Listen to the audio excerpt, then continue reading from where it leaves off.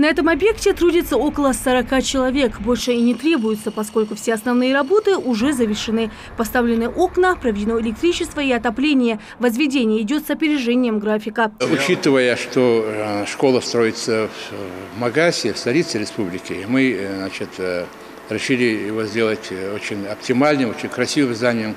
Вот здесь использована очень дорогая испанская плитка. И на полу плитка испанская, и колонны испанская плитка.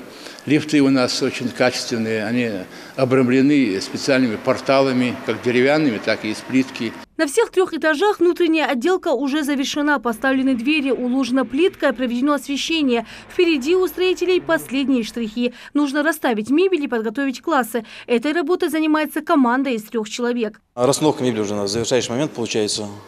Заканчивающий, точнее, имеется в виду. До этого был монтаж, установка полностью.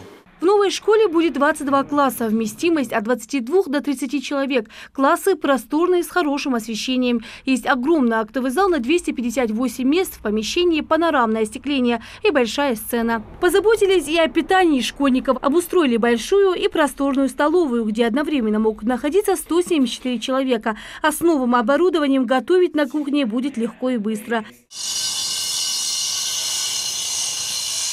Алихан Хабриев – мастер с многолетним стажем. Его команда трудится над облагораживанием территории. Рабочие укладывают тротуарную плитку и бордюры. Вот мы сейчас, видите, начали здесь уже подготавливаем почву под зеленую зону. Здесь будет газон, будут деревья, будут кустарники.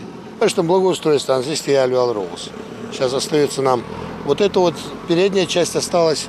То есть переднюю мы закончили, задняя часть и впереди там пару квадратов. А так мы полностью уже закончили. Строительство идет с опережением графика. Еще несколько недель и объект будет сдан. Совсем скоро столичные школьники смогут посещать альма-матер, не тратя много сил и времени на дорогу. Общеобразовательное учреждение находится в шаговой доступности от 9-го микрорайона. Рина Сычуева, Идрис Ижиев, Магомед Белакиев. Новости 24.